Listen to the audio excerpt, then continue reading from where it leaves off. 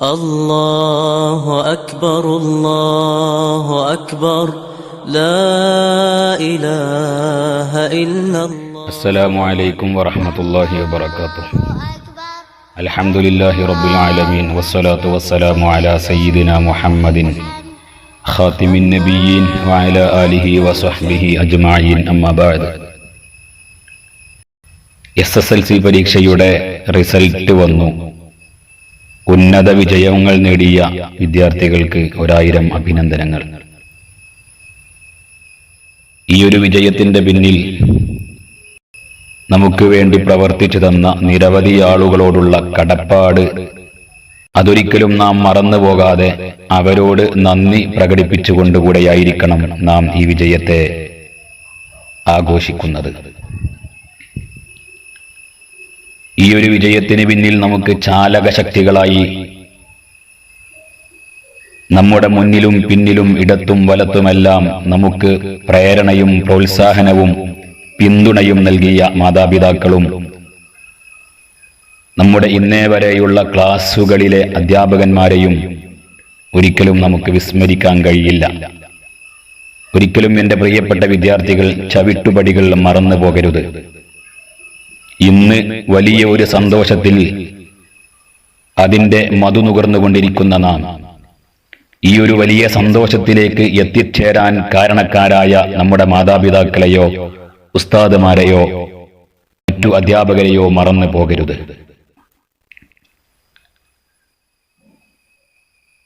മറ്റൊരു കാര്യം ഓർമ്മപ്പെടുത്താനുള്ളത്, വലിയ വിജയം നിങ്ങൾ എന്തുകൊണ്ടും അഭിനന്ദനങ്ങൾ അർഹിക്കുന്നുണ്ട്. ഉന്നത വിജയം നേടിയവർ എന്തായാലും അഭിനന്ദനങ്ങൾ അർഹിക്കുന്നുണ്ട്. എന്നാൽ ഈ സ്വീകരണത്തിൻ്റെയും സമ്മാനങ്ങളുടെയും അതേപോലെ ആദരവുകളുടെയും ഇടയിൽ അതൊരു അഹങ്കാരവും അഹന്തയുമായി മാറി വളർന്ന് പന്തലിച്ച് നമ്മുടെ ജീവിതത്തിന്റെ ഏറ്റവും ചെറിയ തട്ടിലുള്ള ഒരു വിജയമാണ് നാം നേടിയിട്ടുള്ളത്. അതിൻ്റെ പേരിൽ തന്നെ അഹങ്കരിച്ച് നമ്മുടെ വ്യക്തി ജീവിതത്തിലെ വിജയങ്ങൾ നാം തട്ടിത്തെറിപ്പിക്കുകയും ചെയ്യരുത്. അഹങ്കാരത്തിന്റെ ഫലം അധപ്പതനമായിരിക്കുമെന്ന ബോധം എൻ്റെ പ്രിയപ്പെട്ട മക്കൾക്കുണ്ടായിരിക്കണം. മറ്റൊരു കാര്യം കൂടെ ഓർമ്മപ്പെടുത്തുന്നത്, ഇന്ന് നാം നേടിയ ഈ വിജയം മറ്റു ക്ലാസുകളിലും ഉന്നത ക്ലാസുകളിലും വിജയങ്ങൾ നേടുവാനുള്ള പ്രചോദനവും പ്രോത്സാഹനവുമായിരിക്കണം എന്നുകൂടെ ഓർമ്മപ്പെടുത്തുകയാണ്. അഥവാ കഴിഞ്ഞ ക്ലാസുകളിൽ നമ്മളെക്കാളും ഉന്നതമായ സ്ഥാനങ്ങളും ഗ്രേഡുകളും നേടിയവർ ഇന്ന് ചിലപ്പോൾ നമ്മോടൊപ്പം റാങ്ക് ലിസ്റ്റിൽ അവരെ കാണാൻ കഴിയില്ല. 100% മാർക്ക് നേടിയവരിലും ഫുൾ A+ നേടിയവരിലും അവരുടെ പേരുകൾ കാണാൻ ചിലപ്പോൾ കഴിഞ്ഞോളണമെന്നില്ല. ഇതേ രൂപത്തിൽ നിങ്ങൾ ഇന്ന് ഫുൾ A+ന്റെയും 100% മാർക്കിന്റെയും അല്ലെങ്കിൽ ഉന്നത വിജയത്തിന്റെയും ലിസ്റ്റിൽ ഇപ്പോൾ നിങ്ങൾ ഇടം പിടിച്ചെങ്കിലും തുടർന്നങ്ങോട്ടുള്ള ഭാവിയിൽ ഇതോടുകൂടിയെല്ലാം അവസാനിച്ചു പോകുന്ന ഒരവസ്ഥ ഉണ്ടാവാതിരിക്കാൻ പരമാവധി ശ്രമിക്കണമെന്നും ഓർമ്മപ്പെടുത്തുകയാണ്.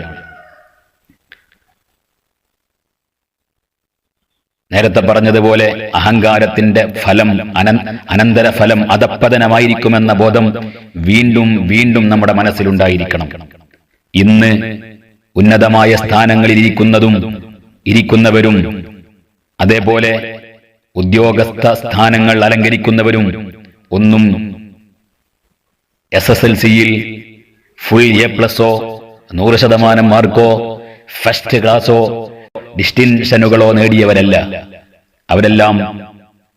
അവരിൽ പലരും ആ രൂപത്തിലുള്ള ഉന്നത വിജയങ്ങൾ തുടക്കത്തിൽ തന്നെ ശീലമാക്കിയവരായിരുന്നുവെങ്കിലും മറ്റു പലരും വലിയ ഒരു ശതമാനം ആളുകളും പിൽക്കാലത്ത് കഠിനാധ്വാനത്തിലൂടെ നേടിയെടുത്തതാണ് എന്നതും നാം മറന്നു പോകരുത്.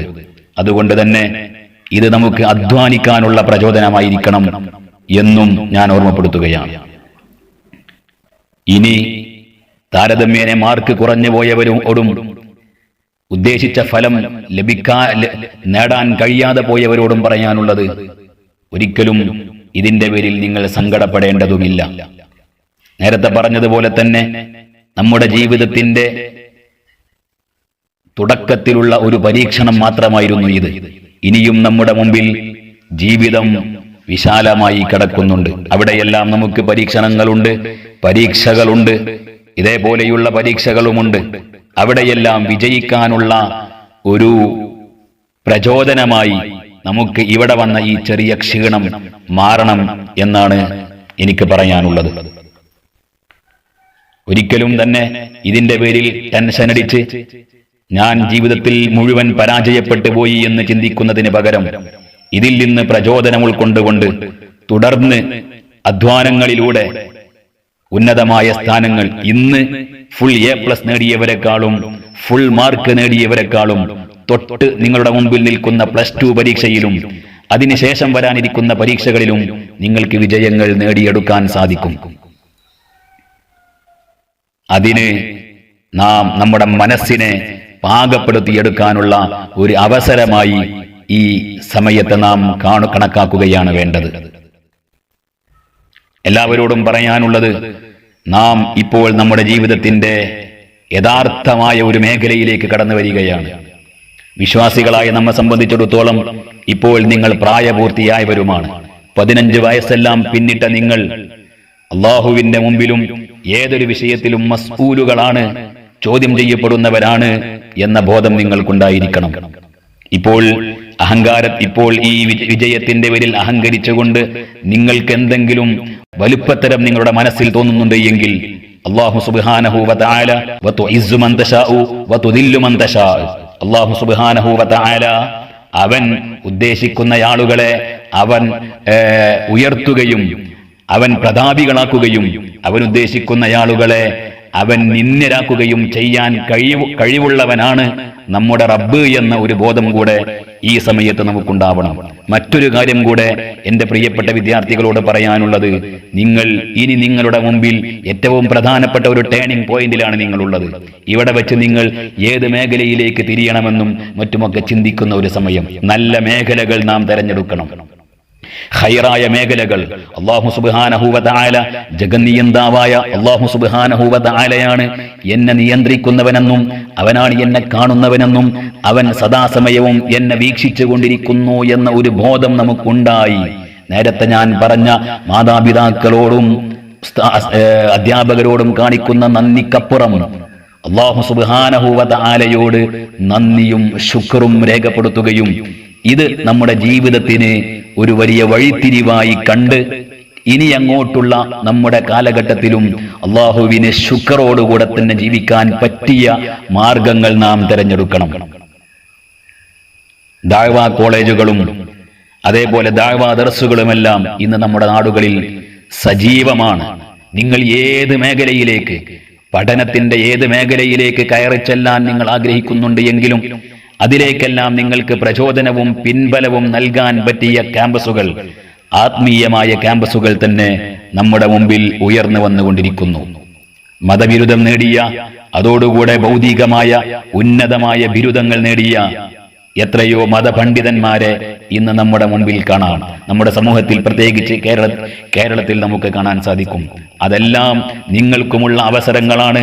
ഒരിക്കലും ഈ വിജയത്തിന്റെ പേരിൽ അഹങ്കരിച്ച് ഇനി എനിക്ക് മതം വേണ്ട, ഇനി എനിക്ക് മതവിദ്യാഭ്യാസം വേണ്ട, മദ്രസ ഞാൻ 7ഓ 8ഓ 10ഓ ക്ലാസ് വരെ പഠിച്ചില്ലേ, ഇതുകൊണ്ട് എനിക്ക് മതി എന്ന് ചിന്തിക്കുന്നതിന് പകരം എനിക്ക് ഭൗതികമായ ഉന്നതമായ സ്ഥാനങ്ങൾ എനിക്ക് നേടണം, അതോടുകൂടി അത് എന്റെ പാരത്രികമായ വിജയത്തിന് കോട്ടമാവുകയും ചെയ്യരുത് എന്ന ഒരു തീരുമാനത്തോടുകൂടി നല്ല ക്യാമ്പസുകളിലേക്ക്, ആത്മീയമായ ക്യാമ്പസുകളിലേക്ക് കടന്നു ചെന്ന് അവിടെ വെച്ച് നിങ്ങളുടെ കഴിവുകൾ ഉരുക്കിയെടുത്ത് നല്ല ബലപ്പെടുത്തി നിങ്ങൾക്ക് സമൂഹത്തിനും നാടിനും മാതാപിതാക്കൾക്കും എല്ലാത്തിലുമുപരി സ്രഷ്ടാവായ അള്ളാഹുവിനോടും നന്ദിയും ശുക്റുമുള്ള അടിമകളായി നിങ്ങൾക്ക് വളർന്നു വരാൻ സാധിക്കും. അതിനുവേണ്ടിയുള്ള പരിശ്രമങ്ങൾ നിങ്ങളുടെ ഭാഗത്തിൽ നിന്നുണ്ടാവണം. അല്ലാഹു സുബ്ഹാനഹു വ തആല അനുഗ്രഹിക്കുമാറാകട്ടെ. ആമീൻ. അസ്സലാമു അലൈക്കും വറഹ്മത്തുള്ളാഹി വബറകാതുഹു.